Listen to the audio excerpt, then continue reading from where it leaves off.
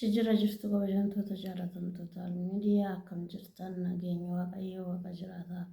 bakkuma jirtanitti isin haa qaqqabuun isiniin jedha akkam jirtan turtiin keessan akkam warri biyya keessaa warri biyya alaa nagumaan jirtanii nagaa kiyya waaqayyoo haa galatoomuu egaa obboloota koo bakkuma jirtanitti egaa waaqayyoo irra deebiidhaan isiniif haa baay'atu. Isiniin jedha irraa waan isinii qabadhee dhufellee hin qabu garuu akkuma maruma tokko uffannoo ta'e isinii mari'achuudhaafanii innis maalidha akka jettanii waa'uma chaanala kiyyaa laalchiseeti innis maal akka jettanii xiqqoo akka yeroo jalqabaatitti na deemaa jiru. Yaa kan yeroo jalqabaatis giyaadha jechuu kooti nuti haa ta'u malee hin wayyaa duraan jechuudha amma baay'ee gadi bu'aa jira biyyoonni baay'ee gadi bu'aa jira saniifuu waan tokkoon yaade wannan isin mari'achuudhaaf yaade egaa maatii koo maal taate baddeenaan jechuun dhiistanii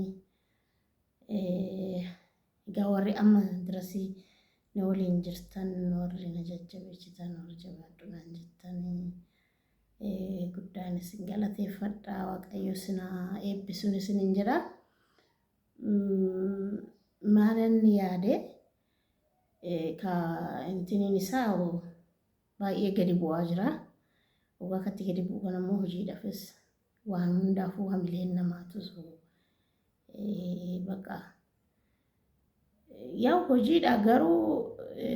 baay'een itti dadhabee baay'een itti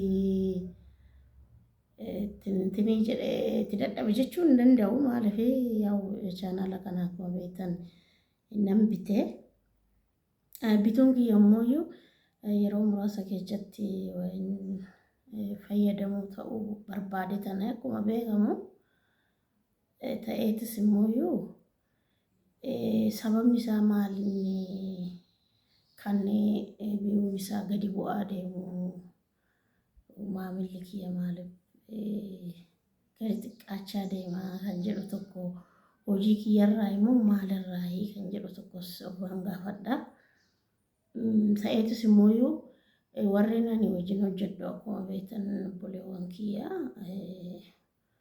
xiqqoo ana wayyaa akkamitti akka namni hojjetus akkamitti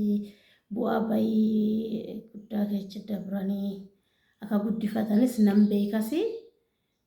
ta'eetis immoo namni kun immoo akkana amma kana naaf hin taradda'u beektanii sababni isaa warri wajjin hojjedhu kun jechuudha sababni isaa waan nan bitee bituun kiyya dafnee hin hojjennaa wuxxeetammaa taanaa chaanalli keenya nuuf guddataa akkas jedhee tanan waa baay'ee jedhee amansiisa jechuudha. Jarri kun immoo waggaa akkatti gadi bu'aa deemu kun ammoo kun maal faayidaa qabaree hojii biraa hojjechuun wayyaa kan jedhan yaada isaanii jijjiirratan. Anis immoo kophaa hojjechuun immoo baay'ee kan namatti ulfaatu beektanii nama wajjin hojjaanii kan tolusii kana bileen namaa kaka'usi. Saniifuu gabaabumatti maal yaaddiree hogganaan jettanii chaanala kana wannan isiniin mari'achuu barbaade gurguruun barbaade warri bitachuu barbaaddanis yaa didaa hin beektanii didaarranii kan chaanala kana jammaree isa birattis isaanis naa gurguru jedhee jira. Isa birattis ta'u ana birattis ta'u komantii keessan barreessatee warri bitachuu barbaaddanii beeksisaatii bitadha. Warri immoo lakki hojjedhu si jajjabee cinaasiif guddisnaa kan jettan taatanis mee yaada keessan teechisaa. Ani immoo hojjechuu baay'ee hawwii kiyya. Chaanala kana ummati ofii kiyyaa'ee dhugaa rabbii akkuma eenyututtu hojjedhee naa guddatee ofii anaa miti of tajaajiluu bichaa miti dhugaa rabbii warra kinoo dadhabaa warra karaa irratti gatame warra dadhaboota warra gargaarsi isaan barbaachisuyyuu hojjedhee nama guddadhee jara akkasiisa warra akkasiisan gargaaree hawwiin kiyya baay'eedha. Dhugaa dubbachuudhaaf hawwiin kiyya baay'eedha. Isinas tabaabala fudhuun ta'in isa dhugaa wanna na keessa jiru na isinitti hima Waaqayyoo kan beeku laphee kooyi. Innaa baqa garuu akkan eegee miti oduun haa jedhee takka jedhee kanan jammaru ta'e nyaanni qocca'u beektanii innaa saniifuu chaanaalli kun ana bichaa fayyadu yoo duna guddistanii egaa eegan taanes immoo carraa kiyya nan mokkoraa Waaqayyotu beeka. Innaa isin bitachuu barbaadan akkasitti komantiidhaan na beeksisaa yaada keessan naaf teechisaa isiniin jedha. Ani immoo እንኳን ofii kiyyaa miti amma ijoolleen guddisaa biyya ormaa sanis deebi'ee deemuudhaaf ijoolleen guddisoon isiniin jedhu namni buleetiin tiyya na bira jirti kan barattu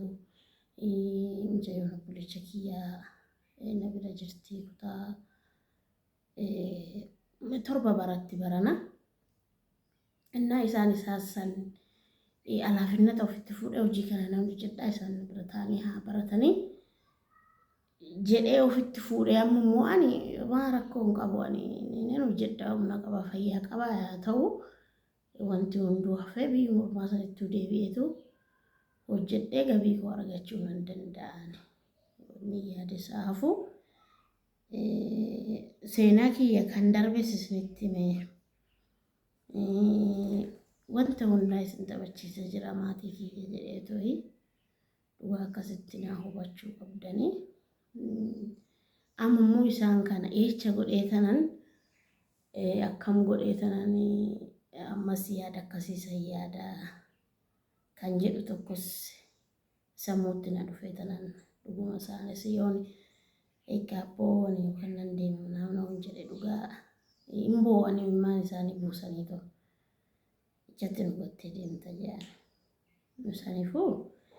Anis immoo deemicha hin barbaanne biyya ormaa isattis deebi'uus hin barbaanne sirumaa hin barbaadu yookaan amma dhiisii duruu giddiidha. Garuu immoo asitti immoo nagartanii wanni hojjetamu baay'ee guddiidha.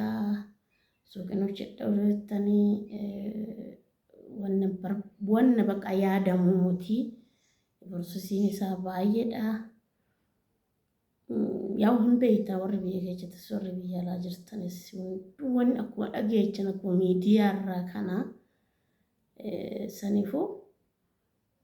bakka akkam gochuun qaba kan jedhu tokko dhugaa giraana gabba'ee tananni waan kana isiniin mari'achuu dhufe mee isin yaada kana addaan baafadhaa sirriitti dhaggeeffadhaati lakkii kan akkana godhii